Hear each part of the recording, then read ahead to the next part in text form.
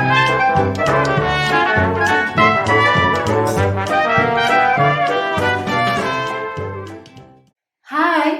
selamat bergabung dalam program Oya and Kids.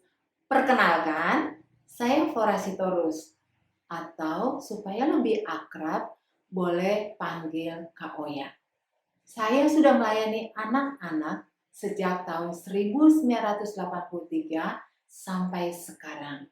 Di tengah degradasi iman yang saat ini melanda kekristenan, tentunya mewariskan iman yang murni adalah sebuah kebutuhan yang sangat mendesak yang harus dipikirkan dan diusahakan, bukan hanya oleh pemimpin agama, tetapi oleh setiap kita, baik sebagai orang tua, sebagai guru, dan juga setiap pelayan anak yang rindu akan lahirnya generasi-generasi yang takut akan Tuhan dan yang menghormati Tuhan. Untuk menjadikan kehidupan dunia yang lebih baik, diperlukan orang-orang yang berkarakter baik dan luhur, sehingga tercipta generasi yang lebih baik. Nah, dengan adanya pandemi ini, Tuhan memberikan beban untuk saya dapat membagikan apa yang sudah saya geluti selama 38 tahun dalam membimbing anak-anak yang Tuhan percayakan untuk saya didik dengan berbagai tantangan yang ada. Baik anak-anak yang ada di lingkungan gereja maupun anak-anak yang berada di dunia sekuler. Karena beberapa tahun yang lalu Tuhan juga memberi beban bagi saya untuk melayani anak-anak yang kurang beruntung melalui sebuah yayasan yang saya bentuk yang diberi nama Pondok Cahaya. Program ini saya persembahkan bagi para orang tua, bagi para guru, dan pelayan anak. Oleh sebab itu, pastikan teman-teman untuk like dan subscribe sehingga teman-teman selalu update dalam mendapatkan materi-materi yang dibutuhkan. Program ini isinya sangat beragam. Dimulai dari bagaimana mempersiapkan sebuah materi firman Tuhan, mempersiapkan ayat hafalan, mempersiapkan objek lesson yang tentunya harus sesuai dengan ide cerita, mempersiapkan game, dan banyak lagi hal menarik lainnya dengan satu tujuan, agar anak-anak semakin cinta kepada Tuhan. Teman-teman juga dapat request jika ada materi yang dibutuhkan atau jika ada pertanyaan melalui kolom chat yang ada dalam program YouTube ini. Doa dan harapan saya, program ini dapat menjadi media yang informatif dan baik sehingga teman-teman menjadi seorang pendidik yang memiliki visi dan misi yang jelas untuk membangun generasi sejak usia dini, sehingga mereka menjadi generasi yang hidup berkenan kepada Allah. Oke, kali ini saya akan membagikan objek lesson. Objek lesson diperlukan untuk menarik perhatian anak-anak terhadap materi firman Tuhan yang kita akan sampaikan. Nah, saat menyampaikan objek lesson, tentunya harus selalu disampaikan value yang sesuai dengan firman Tuhan. Objek lesson kali ini tentang nothing is impossible. Yang ide ceritanya akan saya bahas dalam video berikutnya. Objek lesson harus singkat dan tentunya menarik. Objek lesson kali ini saya menggunakan sehelai lembar kertas HVS dan juga sebuah gunting. Semua teman-teman pasti bisa mendapatkannya karena ini mudah dan murah didapatkan. Nah, pernahkah teman-teman berada dalam sebuah situasi dan berpikir bahwa hal itu tidak mungkin terjadi atau tidak mungkin berhasil? Saya pernah mengalami Dan hari ini saya akan menunjukkan bahwa objek lesson yang dapat kita gunakan ini akan mengajarkan kepada anak-anak bahwa sesuatu yang terlihat tidak mungkin bagi manusia tetapi mungkin bagi Allah.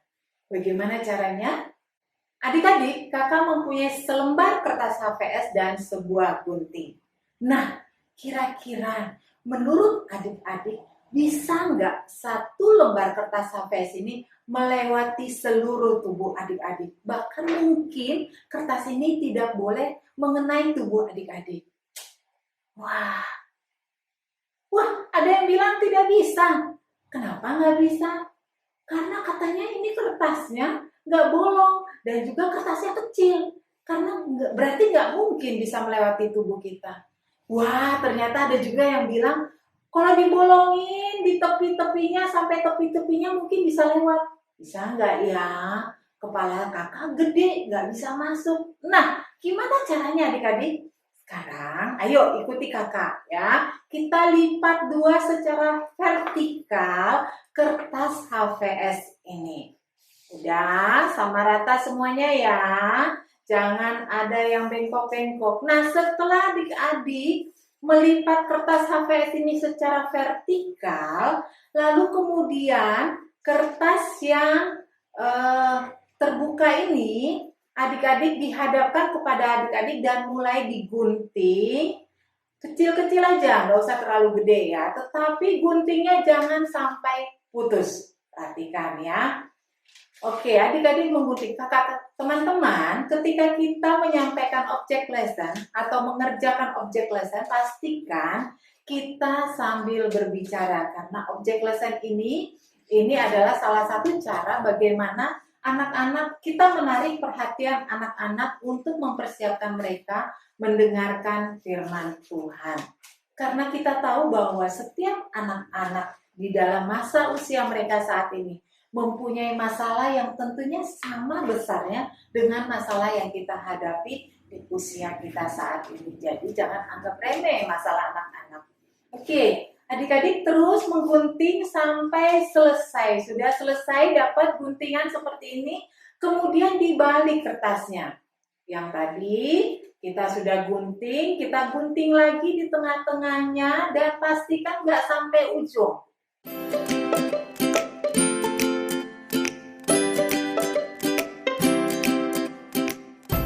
Nah, setelah semua adik-adik selesai, nah mulai adik-adik menggunting, dibuka ya, menggunting lipatannya. Oke, tetapi pastikan lipatan ujung jangan digunting. Kalau lipatan ujungnya digunting, wah nanti adik-adik nggak bisa mendapatkan lingkaran yang besar.